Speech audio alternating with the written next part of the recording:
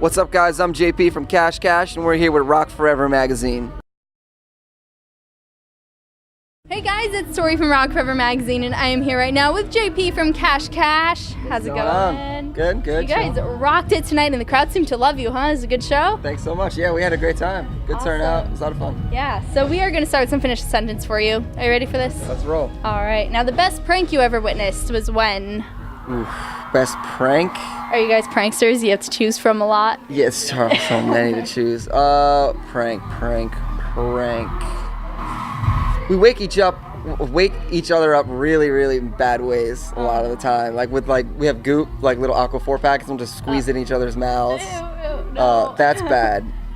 Yeah, doesn't feel good to wake up. I feel like that would just ruin someone's day. It does. Just it's like not the way from to then wake on, up. No. it's just, well, you guys are nice to each other. Never going on tour, because I feel like if you live in close quarters, it's bound to happen, I guess. You know? And now your dream tour lineup would be? Dream tour, like reality, one that could possibly happen or one that could not. That's up to you. Because think about it, this is YouTube. Anybody could be watching. Sure. Even the most impossible dream tour lineup could happen. You just never know. I would say maybe like Daft Punk and Justice. That'd be cool. I think this needs to happen now. Yeah, probably not going to happen, but it'd be cool. Dream big. And now one fun fact fans might not know about you is... Fun fact about me. I catch turtles. You catch turtles. I'm a turtle enthusiast. You need to explain that now. Instagram.com/JPCashCash for details. All right, no, I've always liked reptiles growing up and stuff. I make good popcorn too. Okay. But they call me the Turtle Man back home because I could rip out like 50-pound turtles out of the pond, snapping turtles, and I just wrangle them. How did this start? Is this just a random thing that one day? I think it was Ninja Turtles that got me hooked when I was a little kid, and then turtles became my thing. Well, didn't know that. Now I do. So, Instagram for more details. And now the most random song on your music library is? Random. It's all random. We got like Celine Dion. We got... That's not random. Everybody should have Celine Dion. Yeah, everybody should have it. You should. And if you don't, go get it. The greatest hits. You won't be let down. We got, what else? Celine Dion. Anything. Yeah, pop stuff. Dance stuff, everything. I guess that's jazz, classic rock, yeah. It's good to be diverse because then it influences your music, I suppose, right? Totally. Good song's a good song, and it doesn't matter the genre. True. And now, last one here, a day in the life of Cash Cash is? No sleep. No sleep. Clearly you wake each other up abruptly. So I would probably sleep with one eye open if I knew that something like that could potentially We say that all the time. Yeah, pretty much. And now I remember back in 2008, MySpace days, you guys released your first album, Take It to the Floor. You guys were more of a band back then, and now you've evolved into an EDM group. So how did that change happen? Well, yeah, like you said, when we started, we were more of like an electronic band, kind of like Cobra Starship. Right, exactly. The Metro Station kind of MySpace days. But like we were always producing, recording, mixing and mastering all our own music, and also doing remixes for other artists at the time. Like we had official remixes for Cobra, a bunch of other artists, Bruno Mars and stuff we recently did. But we it kind of like helped us change slowly because eventually we dropped the guitars, we dropped the drums, and we focused on just like producing and electronic music production and which was always underlying the music. It was there. But and we realized we were better producers. We were like, you know what? We're better producers than we are performers. Let's focus on producing. We started linking up with groups like Cruella. We did a big remix for them for Alive, and then we did a full production for Live for the Night, which is their newest single, which we produced for them. And then we're just like, we're better off producers. But then it came to 360 because producers can now be artists through DJing. It's like guys like Calvin Harris and Guetta and all them really like gave an outlet and Cruella and it kind of came full 360 where you can be an artist at the same time as being a producer. So here we are right now. I feel like recently I've seen a lot of DJs opening for other artists like you guys did tonight, and you put on such a cool show. It works out very good for you guys. Produce and perform, it works out. And how is your mindset different when you're writing songs now and going through the creative process versus when you were first starting and working on your previous That's a good question. The cool thing now is because it's like, before it was like we were a group, it was like my voice we were limited to the ceiling of my voice, and it's like I took the group as far as we can go, and now it's like the ceiling's the limit. We have features, collaborations, co-writes, co-productions, collaborations that I would have never thought in a million years. Like even just like the new song we did, Take Me Home, like BB's vocals bring a whole different side of like the music, and it's great. It's a lot of fun. Just other artists we're working with, like Adrian Lux we have a collab with. Just some new girl, Christina Perry we're working on a song with. It's So just it's pretty cool. diverse. Yeah. Yeah. There's no limits. Definitely no limits. When you're working on, let's say, your new EP, what elements do you focus on the most that you didn't before? Would you say vocals, or is there anything else that? It definitely still starts with the vocal because, like, you know, we are pop guys behind it, like, you know, and we're always, you know, finding a good balance between pop and dance and putting the two together. But it starts with a good hook, even if it's a melodic hook in a synth or a musical hook. A riff, some kind of keyboard thing. It's always going to be based on a hook, and yeah, that's our move. Yeah. So you, like we said before, your Overtime EP is out right now. You can get that on iTunes if you haven't already. Yes. And there are two cool, very very cool collaborations on there, Kerli and Bebe Rexha. Yeah, how did those collaborations come about, and what was it like working with them? Bebe, we actually come from the same community, just of like with just management, even just that community, you know, just like back in the day, 2008, that like MySpace thing. Like she was in a group with Pete Wentz, and that's our whole crew. That. You know, so we know a bunch of people that they're friends with, and we all have mutual friends, and it just made sense, you know. Yeah. And Kerli, what about that one? Kerli actually just came out of nowhere, was just a hookup from Big Beat Records. Like they knew her manager, and we linked up. We got on Skype and just hit it off really well.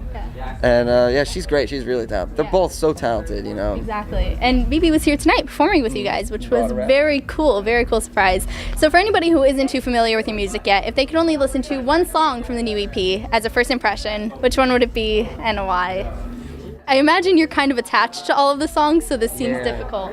I mean, for someone who hasn't heard us, I'd probably say Take Me Home, because it just kind of like gives you a little bit of everything. It shows, it's got a good pop hook, but it shows a cool drop and some beats and stuff. And yeah, and I know you spent 6 months on this EP, right? Pretty long time. Pretty much about 6 months. Yeah. So how did your vision for the EP evolve from start to finish?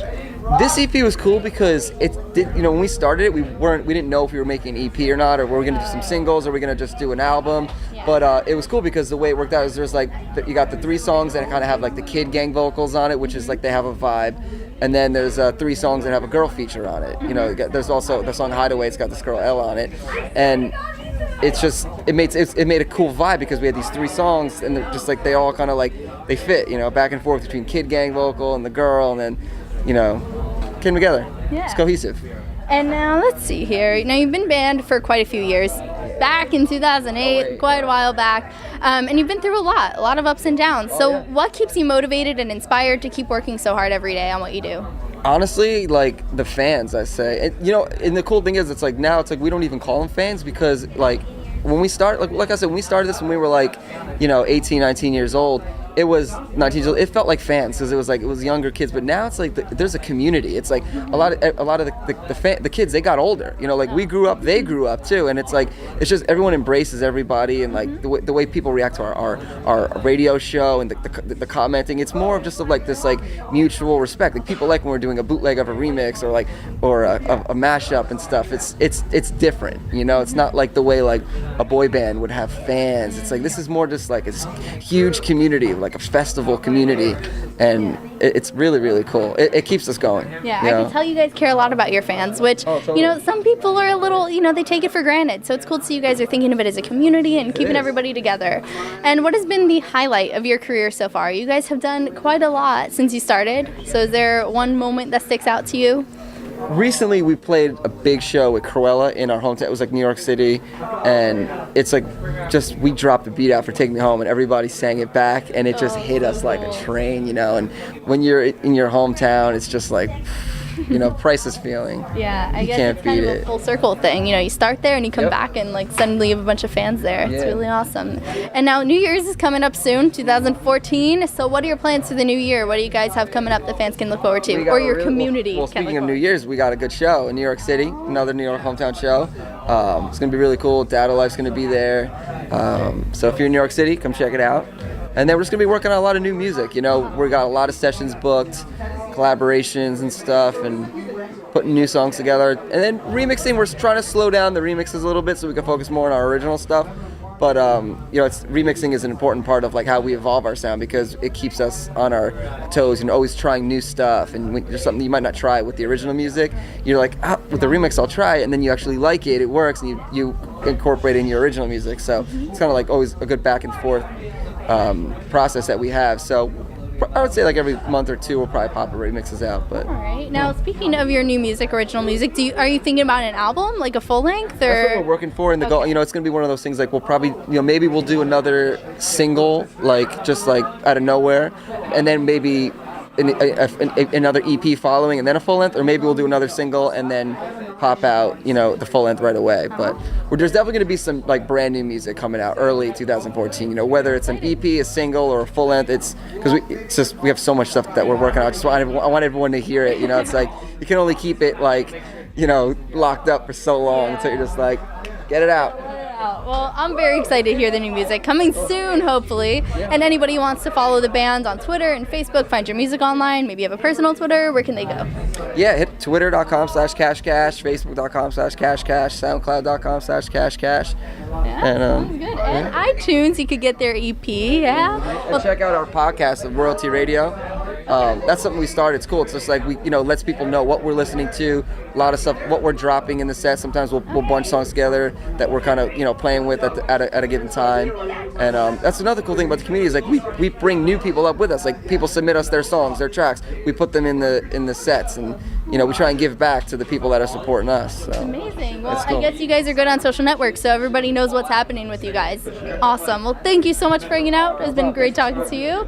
Everybody watching, make sure you check out Cash Cash. You could get their EP on iTunes right now, and subscribe for more interviews. I'll see you next time. Bye.